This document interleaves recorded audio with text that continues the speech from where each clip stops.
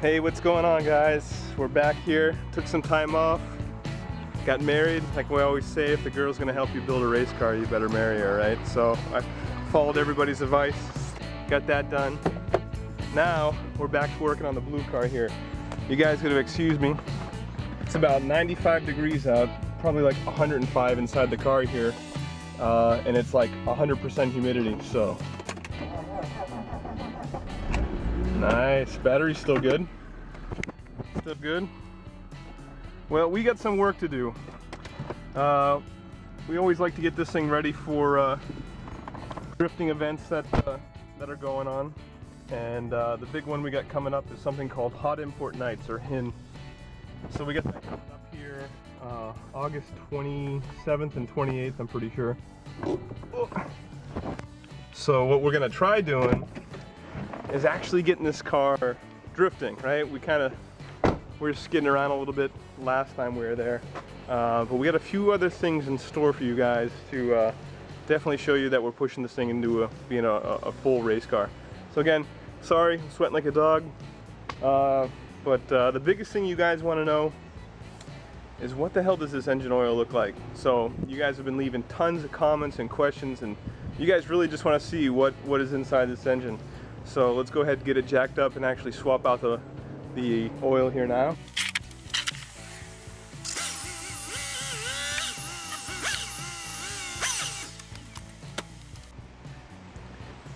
Alright, so first up for the filter, we know we're going to be running a couple of oil changes through here.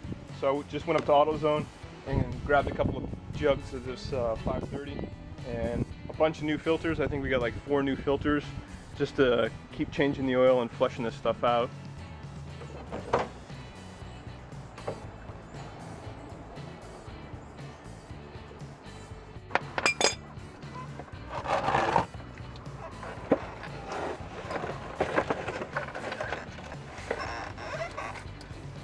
Kind of worried if I'm going to see like chunks coming out or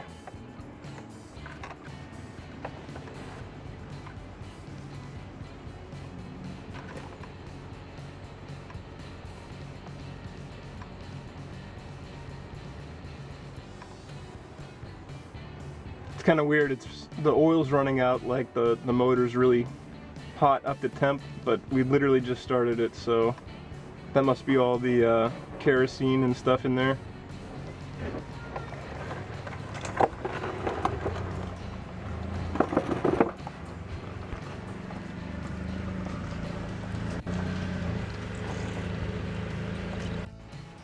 Alright, so I know some of you guys want me to rebuild the motor.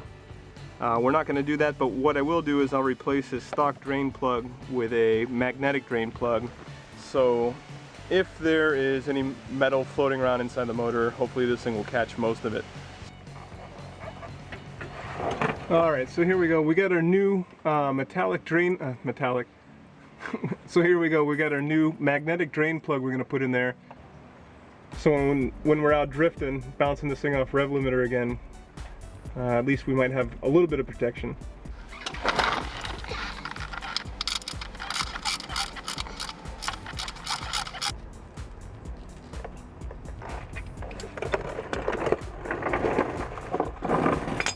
Alright, next up, 13 mil. We're going to take off the old oil filter housing cover.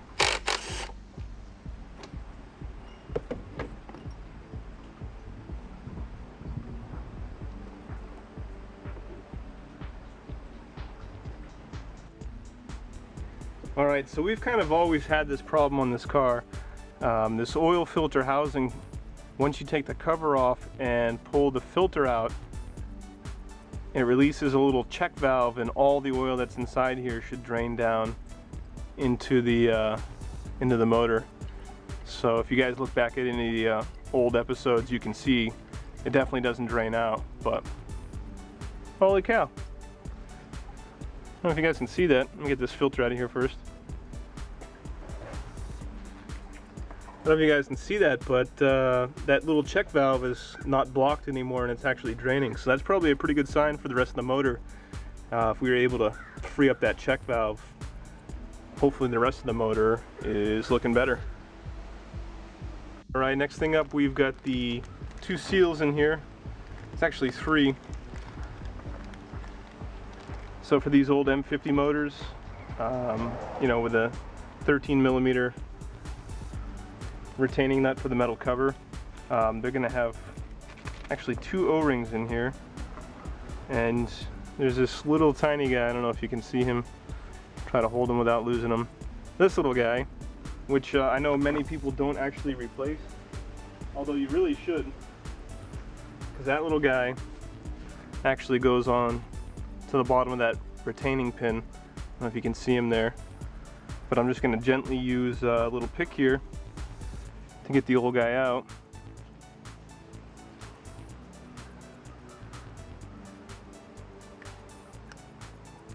Nice, first try. So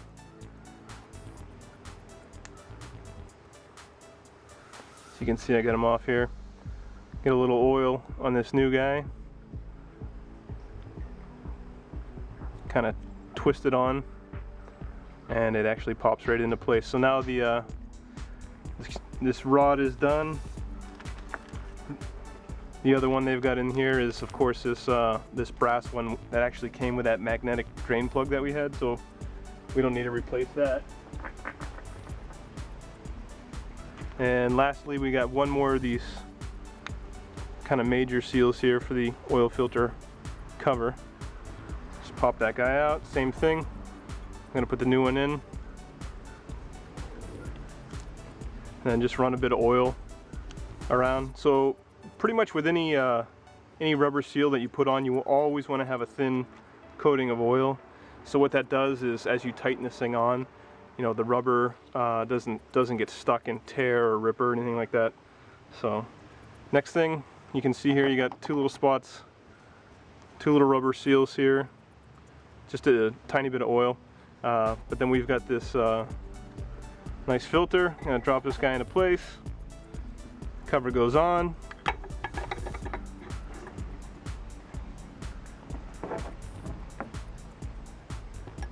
Rod back in place here.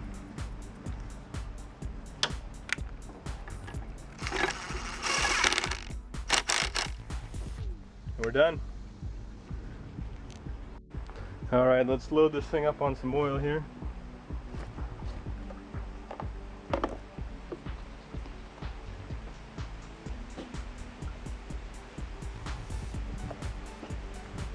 Again, we're just going with a kind of conventional 530 here.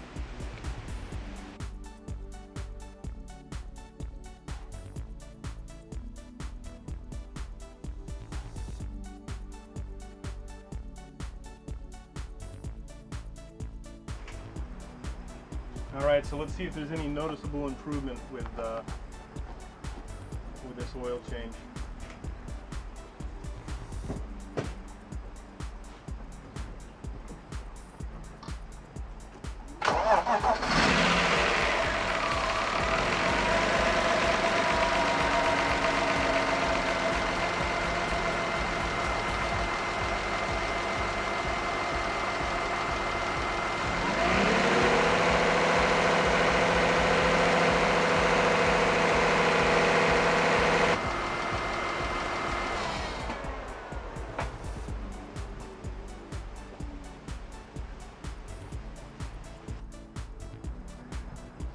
Alright, so here's what we know for sure. Number 1, we got fresh oil in there. Number 2, it's probably going to help to loosen up a lot of the deposits and stuff like that that's inside the motor. But for sure, number 3 is that either we need to replace the Vanos solenoid seals, the washer seals inside, or the whole unit needs to be replaced, because as soon as you rev it at all, it just starts that grinding marble bouncing around sound. And I actually don't think the seals are too expensive. I'm not sure if we'll have enough time to get that done, but you know, if we do, I'll definitely show you guys. So next thing's up.